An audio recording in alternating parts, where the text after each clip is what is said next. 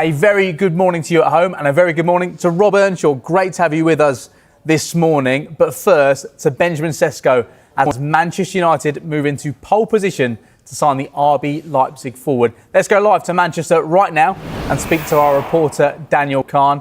Daniel, great to see you. Is this move progressing? How close are we now?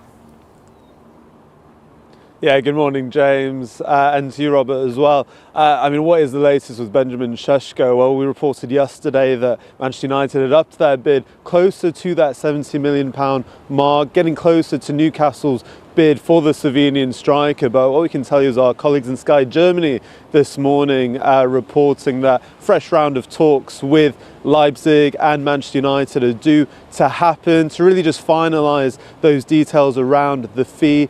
We don't expect personal terms to be any issue for Cesco if he is to join Manchester United, but it feels like this move is just edging closer and closer if the trajectory we believe it to be going in continues in that direction. But I think from Manchester United's perspective, they'll be wanting to get this deal done when and if they can as soon as possible, because remember, it's just over a week until they open their Premier League season against Arsenal on that opening Sunday, and they'll really want that another attacking option alongside the likes of Matheus Cunha and Bryan Mbeumo to really start their Premier League campaign, because we all know what happened last year and they need a much improved season this year under Ruben Amorim.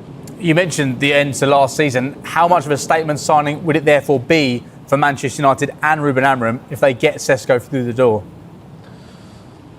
Absolutely, James. We all know how much United struggled for goals last season, not just the likes of Rasmus Hojlund, but the whole team, as a matter of fact. And United, it looks like if they get this deal over the line, will have a new look front three in Cesco, Matheus Cunha and Bryan Mbeumo. And between them, they scored 48 goals between them in the league last year, whether that was the Bundesliga or the Premier League. So that firepower is very exciting for Manchester United, Ruben Amorim and their fans. I suppose the one question will be how quickly can they gel? I'm sure Robert Earnshaw will tell you in the studio, just how much that familiarity will be needed for those players to train together and really get to know each other off the pitch as well. But on paper, with the likes of Bruno Fernandes behind, Ahmad, who's been playing at wing-back a little bit in pre-season as well, I think that first 45 minutes against Everton in that last pre-season game in the summer series really gave you a bit of insight on what this United team could be capable of going forward. They looked really sharp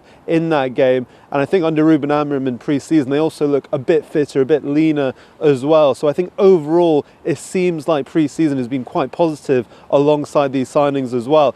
But we have to see how they perform in that first game against Arsenal, because all of that momentum could be halted if they fail to show up in that opener. Now, away from Cesco, one other story emerged yesterday.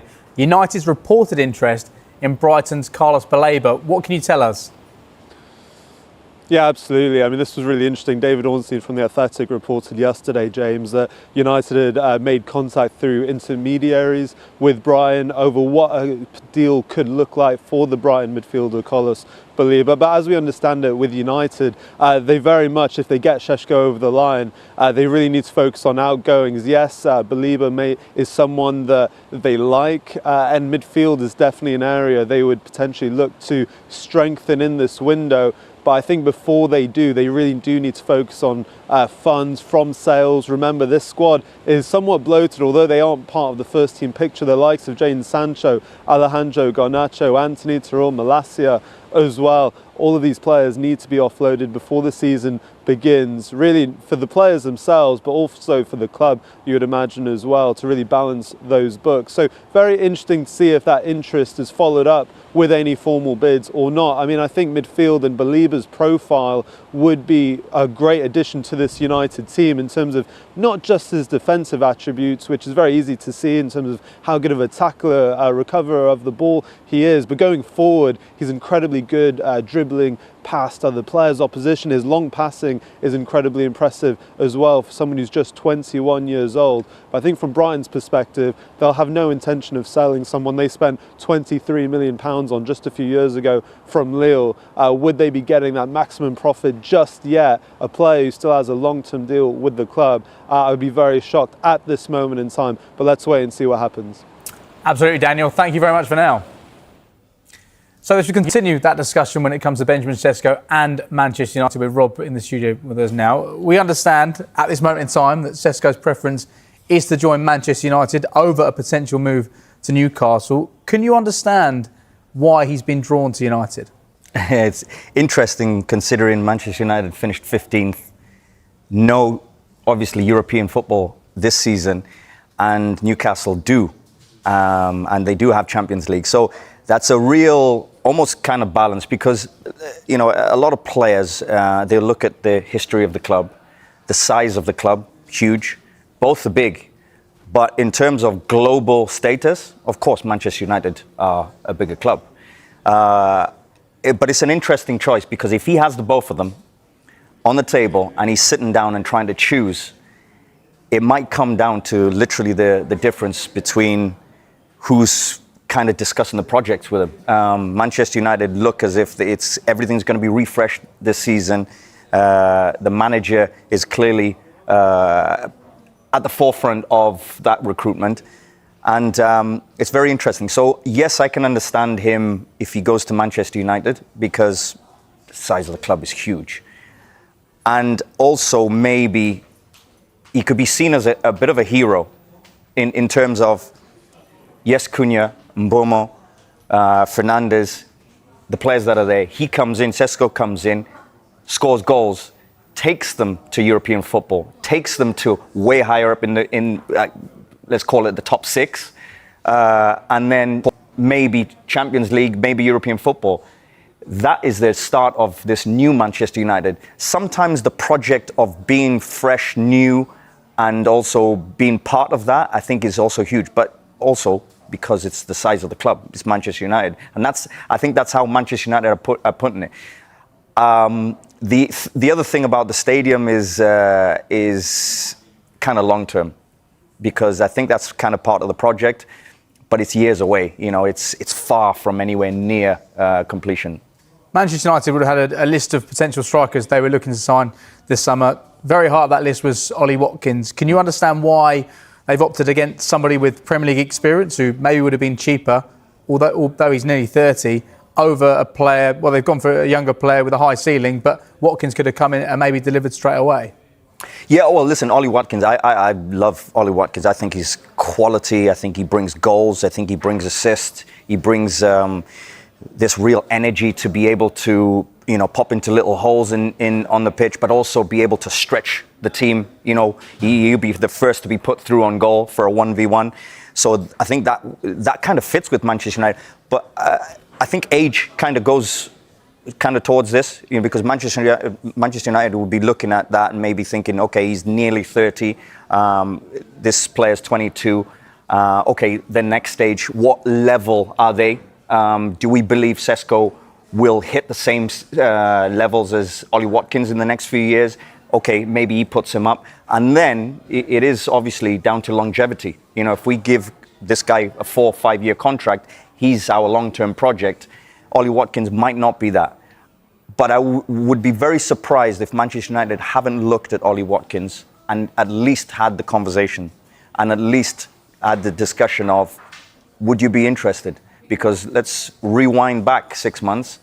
There was the discussion of Ollie Watkins going to Arsenal and he was very interested. So I would assume Ollie Watkins would also be very interested in Manchester United, but maybe it just doesn't fit right now. And that's why. But I think Cesco is a very, very good option. You know, when I look at him and I look at what he can bring to Manchester United and also bring to Mbomo, Fernandes, Cunha.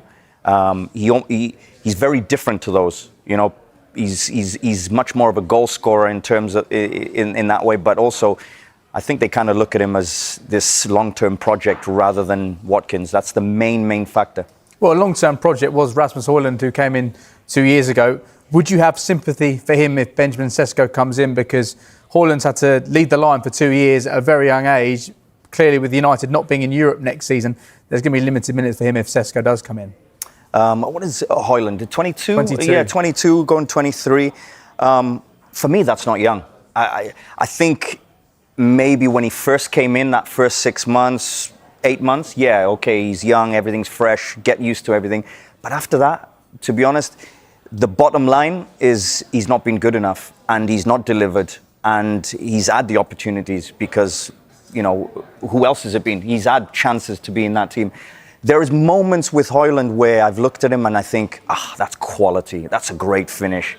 And then you don't see it for 10 games. That's a big problem. Didn't score enough goals last season. And Manchester United right now, they're looking at players, and they've had, 8 months or so to look at the players that are currently there and say, are these the players that take us forward? Or are these the players that kind of just stabilize the club? I think they're looking at the players that they can't see past the next 2 years. They're slowly, maybe that is Hojlund. He fits into that he doesn't fit in the next couple of years. So it's the time for him to move on. They're clearly looking at it because Cesco's coming in. So if he is coming in, there's a reason for that, is because things have not been good enough. Okay, more on Manchester United to follow at 12 on Transfer Talk. Meanwhile, two other huge stories involving Darwin Nunez and Alexander Isak. Liverpool have reached an agreement with Al Hilal for the sale of Nunez. The fee could reach £56.6 million. However, it's understood Liverpool are yet to be informed that Nunez has given his green light to the move. Does it make sense for him to depart now after 2 years at Liverpool? Last season in particular, it felt like he wasn't in favour under Arne Slot as much. Well, I looked at last season and you could tell, and kind of been inside the dressing room a little bit, and you get feelings of how a coach sees a player. You could see Arne Slot. I think he likes him. From what I hear, he's a very good guy to have around the dressing room, his energy. But quality-wise, when it comes to football, I think Arne Slot didn't have him at that level. Whether he likes him or not, that's not it. You have to base the player then on, okay, what can he do? What can he do for the team? And to be honest with you, again, wasn't good enough. I think he's lots of energy, lots of hunger. I think it fits more for the club than Darwin Nunez. I think Darwin Nunez probably doesn't want to leave. I don't think he wants to leave.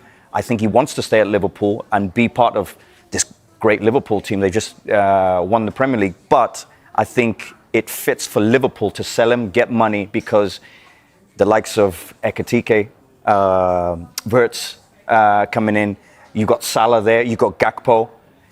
If you're looking at Isak, that means ultimately that you need Darwin Nunez to leave.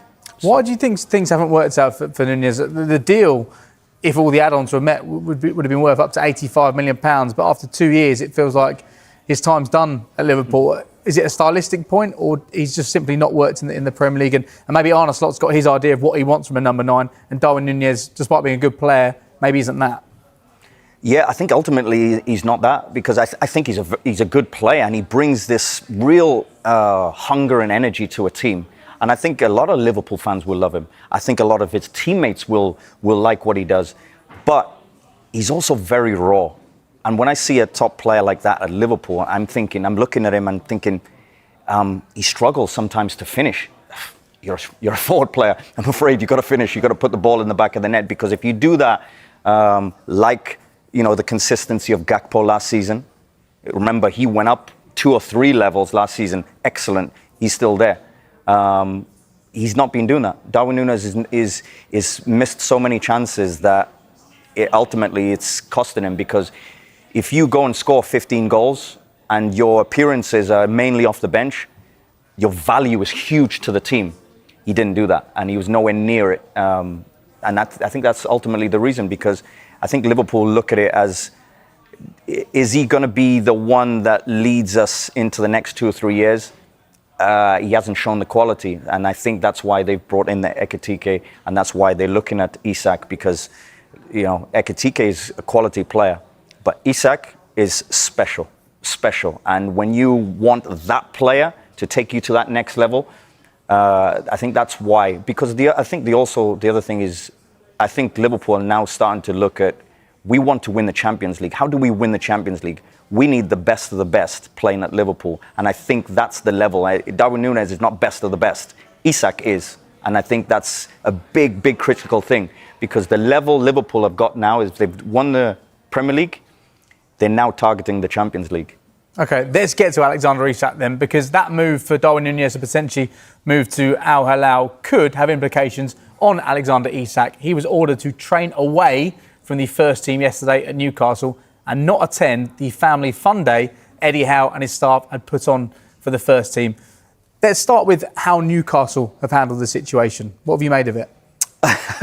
Sorry, I'm smiling because my first thought when you put a family fun day and he didn't attend, it's like, little boy, you'll be naughty, you're not allowed to come to the party.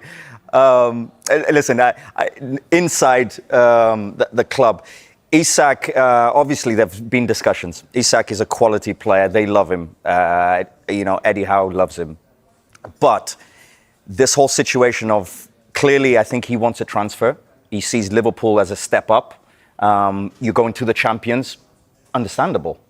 Let's face it. Let's put it as it is. It's understandable that Liverpool come in and you'd want to be tempted for that because the player also has ambitions to say, I want to play for the champions, and I also want a team that's going for the Champions League. They're clearly trying to do that. But I would say this: how they've handled it. I think it's been pretty decent, to be honest with you, because I think a lot of things were said about, especially last week. He's training at Real Sociedad, his old club. Players are allowed to do that. That's not uncommon.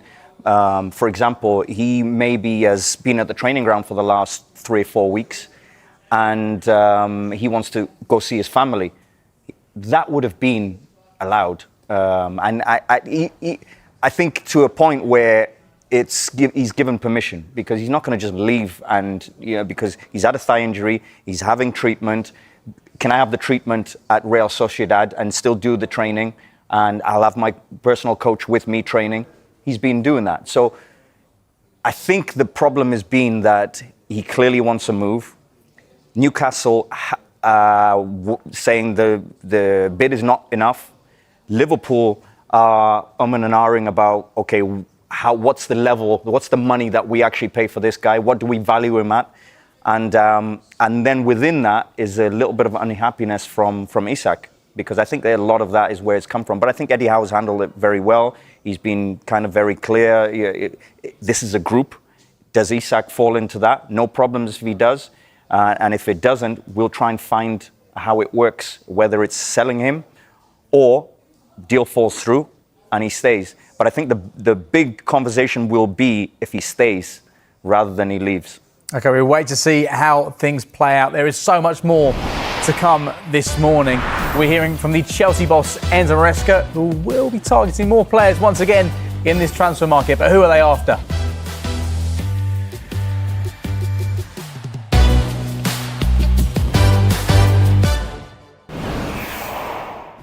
Got a lot of your business done quite early. Clearly there's probably still more you want to do, but how happy are you with the squads that you've got, and how do you feel is going to be the best way to integrate some of these players? I feel Short, you've got 2 friendlies, haven't you? Yeah. I feel very happy about the new signing, because they are the ones that we were looking at, so very happy on that. For sure they need time, first of all because probably Jamie is the only one that he knows a little bit the country, the Premier League, even if it's very young. The rest, they come for different country and they need to adapt, so no rush on them. We're gonna give them time to adapt. Player like Ato, or like for instance Estevao, they need to adapt. Fortunately for us, Dario, Andre, Liam, Joao, they were already with us in USA, so it's much more easy for them.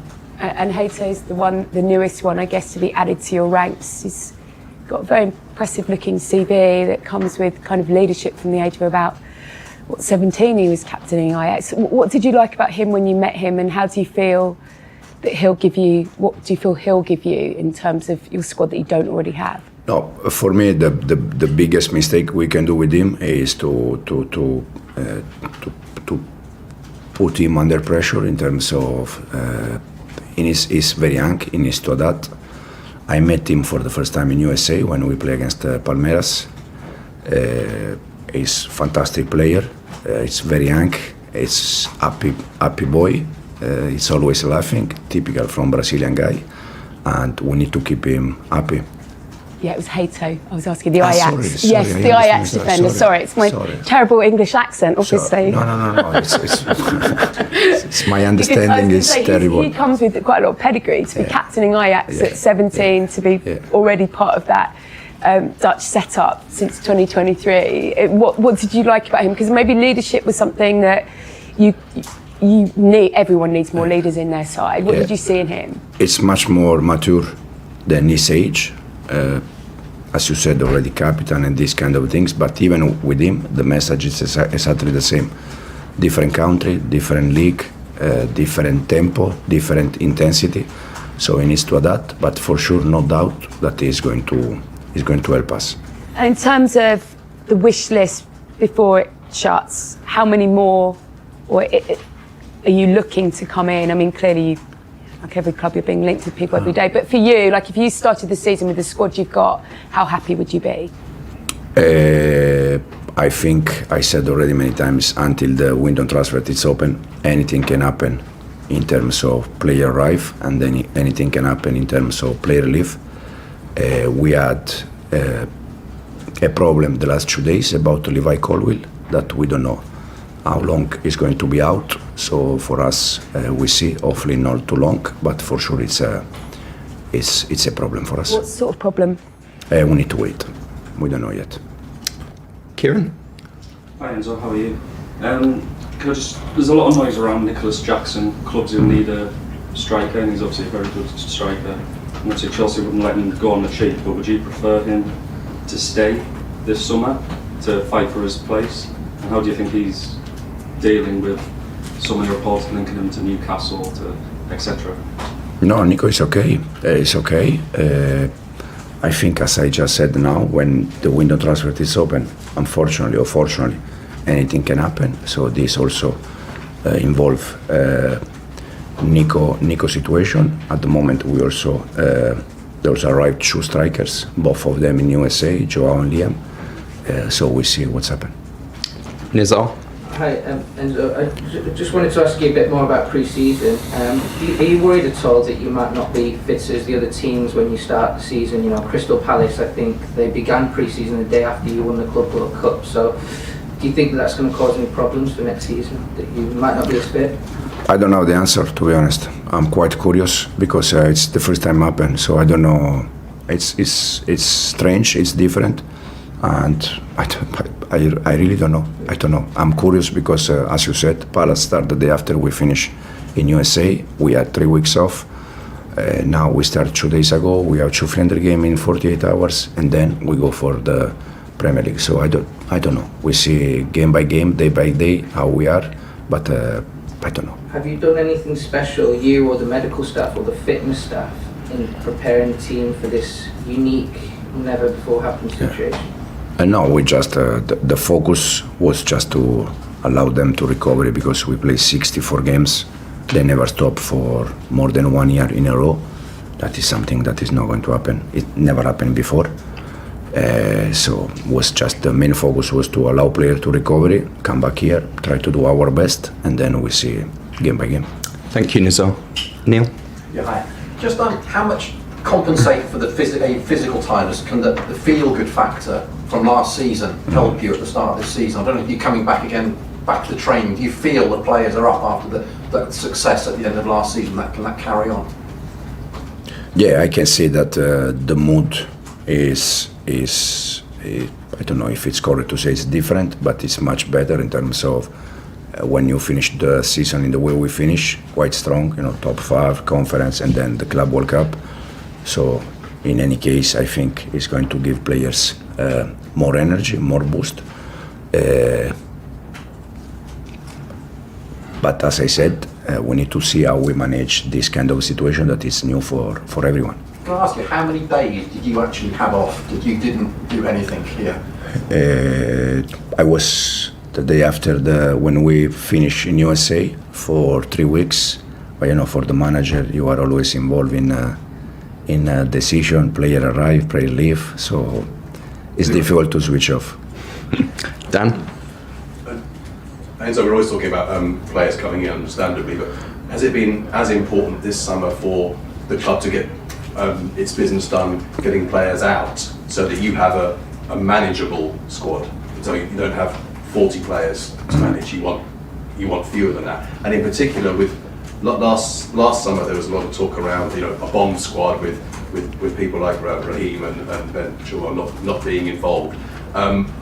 What's the situation with them, and how important is it just for them as individuals to find somewhere new? The situation, I think, is quite clear. They are training. I guess they are waiting for solution. But when they leave, it's just the club that they text me or they call me, even Tom, and that he just mentioned me that Leslie joined Burnley. But I have this kind of news from him or from the club, because I don't pay attention with the ones that they are training and they need to leave. I just focus on how we prepare the session, how we can win games, and this kind of news they are from Tom, from the club.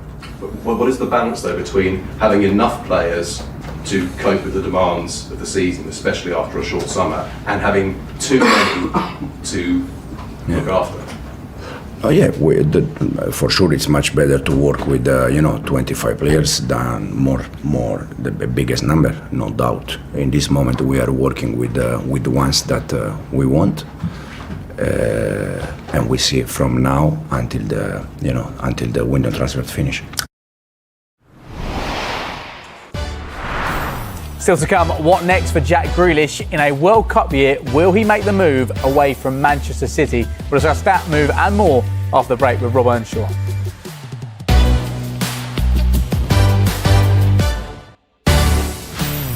Hi there, welcome back. Let's get more on Newcastle and Alexander Isak and their search for his potential replacement. And let's speak live to Newcastle fan and content creator for Loaded Mag, NUFC, Pete Davey.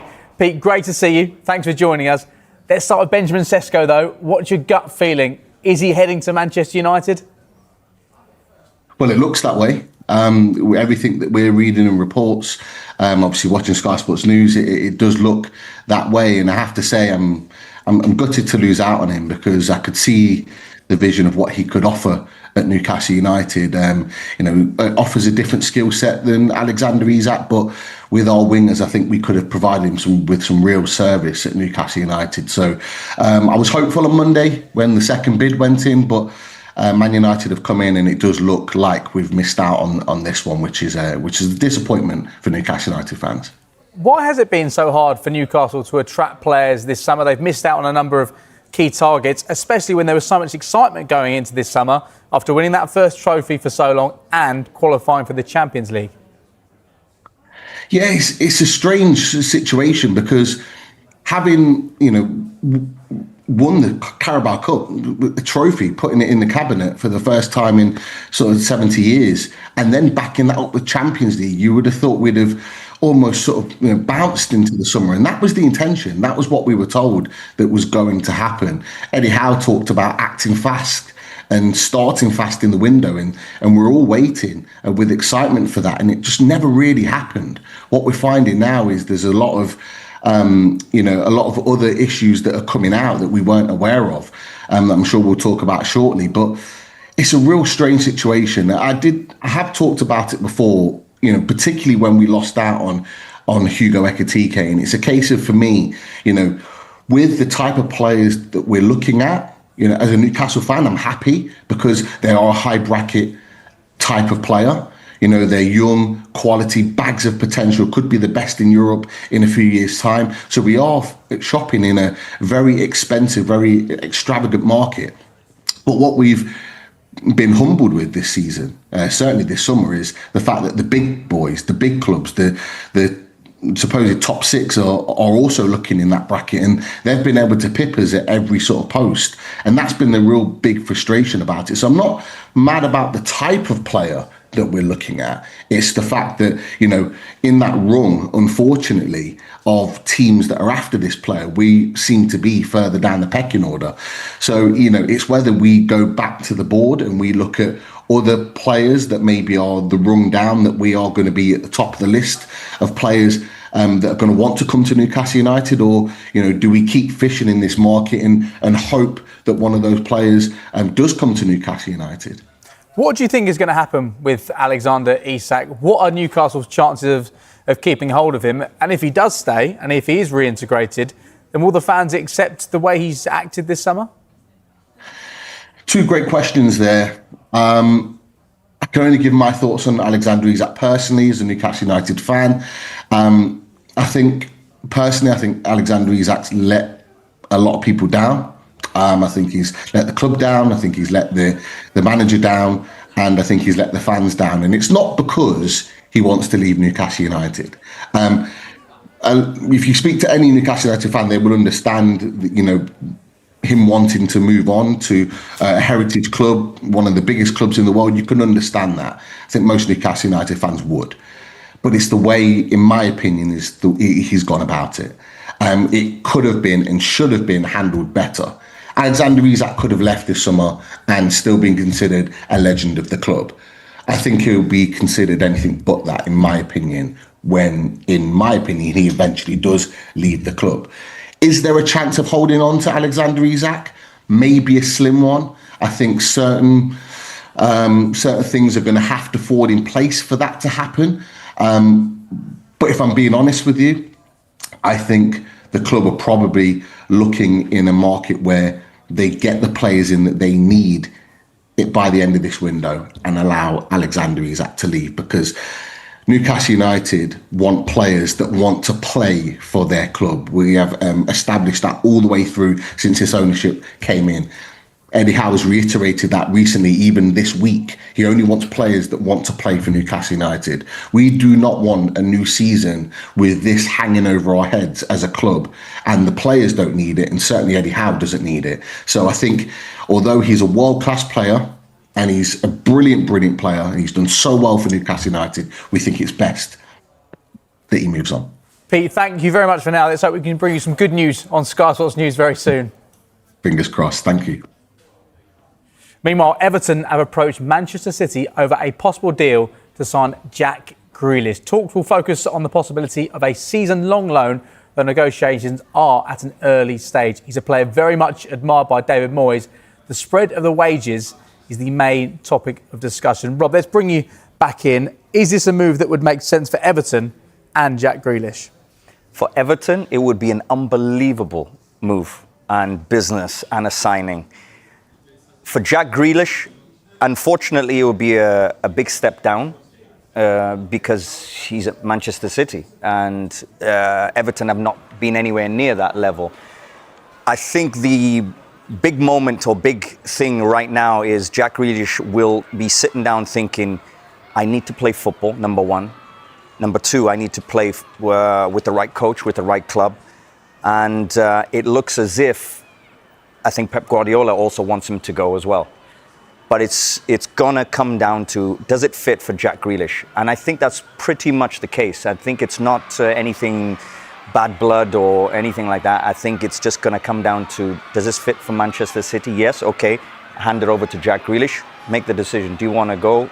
Do you want to not? I think the key is going to be, Jack Grealish went for 100 million and his wages, his contract is going to be huge.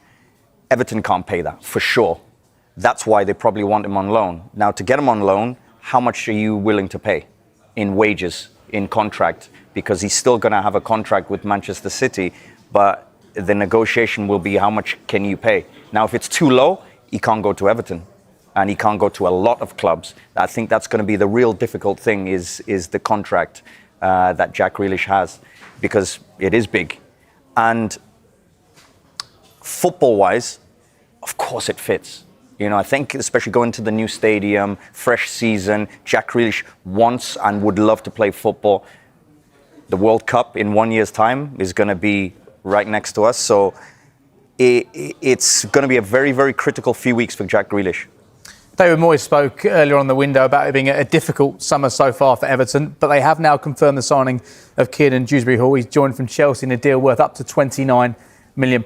It feels like they're building a bit of momentum, and Dewsbury Hall was a player who we know just how good can be on his day. Didn't get the minutes in the Premier League that he needed and probably deserved at Chelsea. Yeah, it was a difficult move because I'm sure Dewsbury Hall thought, okay, I'm going to play some minutes, but let's face it, there's some top players and lots of players. We have over 30 players in that dressing room for Chelsea over the last year and a half. But Dewsbury Hall is a quality player, quality signing. I think Everton have got themselves a gem. It just feels as if Dewsbury Hall going to Everton just fits. It just looks right. What I like about him is his quality on the ball, going forward, his creativity. And a little bit like kind of Cole Palmer, he was given the opportunity to say, come and play. You're going to be given the platform. Come and play football. Show us what you can do. And I think he's going to have that platform at Everton. I think it's perfect for him. I think he's going to be good. I think, but also I think it just gives the club a lift. Because the other thing I think people don't realize is when you sign Dewsbury Hall, you can then go and also sell that to other players and say, we've just signed Dewsbury Hall. This is a quality player. That's one. You're going to come in and play with these guys. So I think it helps other signings over the next few weeks as well. Because if you don't have the signings, like some teams, what's your project? Who have you signed? Because if I'm going in, I'm saying, well, okay, who are you signing? What's your project for this year? Who's going to play? And if you haven't signed players, sometimes that's difficult for a player to buy into. Really good signing. Everton building some positive momentum, it feels. Still plenty more to come this morning. We'll get Rob's take on Viktor Gyokeres' move to Arsenal, and we'll discuss that and more in a few minutes' time.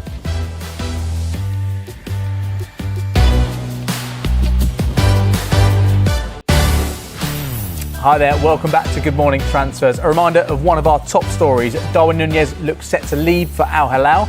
A deal has been agreed with Liverpool of up to £56.6 million. It's our understanding that he came close to leaving in January and has pushed for a move this summer. A bid from Napoli was made but was rejected, and it now appears he'll be heading to the Saudi Pro League. Now, Heung-min Son has completed his move to LAFC, calling it a dream come true. Not only that, it's a record transfer fee for an MLS franchise, with reports estimating Spurs have picked up over £20 million for the 33-year-old. Dream come true, LA, what a city, and obviously I just want to thank the ownership, John, Bennett. I mean, they've been absolutely working so hard to get me here or to join the LAFC. So we chose that. If I'm honest, it was not my first choice, but first call when I had the John after my season finish, and he just changed my mind. He changed my heart, he changed my brain. So he showed me the destination where I should be. And look, right now I'm here. I'm more than happy. I'm so excited to see you all. I'm here to win. I'm not here just.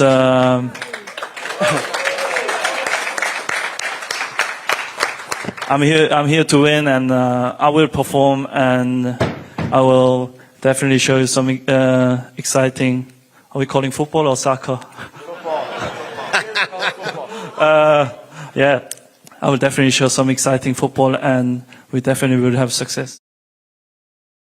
OK, let's get to Arsenal, and their boss, Mikel Arteta, says Viktor Gyokeres is going to be 100% ready for that opening match of the Premier League season, which comes at Old Trafford against Manchester United. We've seen him a little bit in pre-season now. How excited are you to see how he makes that, I guess, transition to the Premier League? Do you know what?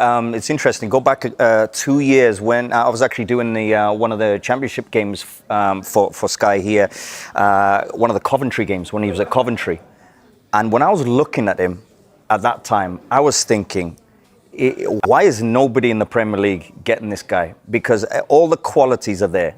And fast forward, he's gone to Sporting, scored loads of goals.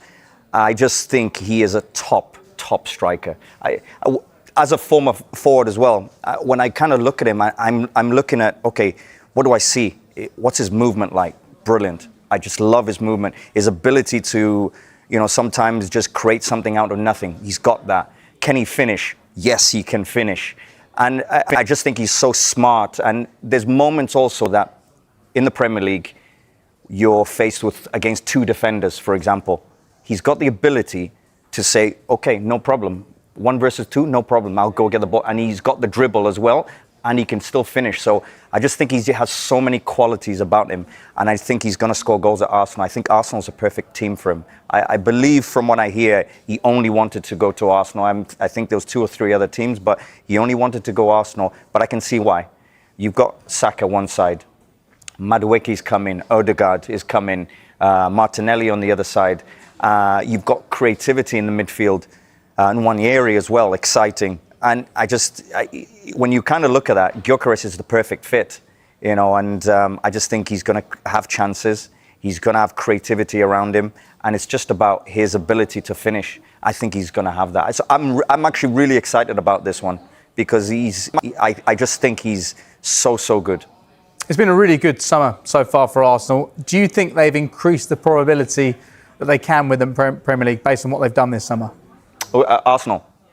I think it was key for Arsenal, and interesting enough, at the end of last season, Mikel Arteta came out and just kind of, it's the first time I've seen him just talk that this is what we need.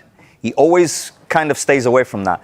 But at the end of the season, he said, in our 5-year project, we're in year 5, we're going to need some signings. And it indicated exactly where he was pinpointing, that forward player. He's been very clever. Every transfer window, he's added pieces and pieces and pieces. But I think now he adds a star player that is shown in Europe the ability to go and score goals. And I think that's what he wants, and that's what he really wanted. I think it's great business, and I think they've been very, very good. Zubimendi as well is also another one. I think people are going to like how he plays, how clever, how intelligent he is. Very good business. I think Arsenal have done very, very well this year. Let's quickly get back to Chelsea, because we heard from Enzo Maresca earlier on in the show. He suggested that Levi Colwill has an injury. The club have no idea at this stage how long he'll be out for. How much of a blow is that for Chelsea on the eve of the new campaign? Yeah, huge, because I just thought he was quality last year. I think what he adds quality, but he also adds consistency. You know he's going to get you a minimum 7 out of 10 in performance. But he's also a very, very good player who's also growing, by the way. I mean, in terms of his stature, I think there's more to come from him. I think his ability is way higher than even now. So when you have an injury, unfortunately, it kind of sets you back. And I think it's going to be a real worry for Chelsea if he's missing. Plenty more to come from Rob at 12 o'clock. Good morning, transfers. We're back again tomorrow at 9 a.m. And Rob will be back with us as well. He's staying down in London. What a treat. And we're both back today at midday for Transfer Talk. And a reminder, you can catch the Transfer Show at 5 and 7 o'clock.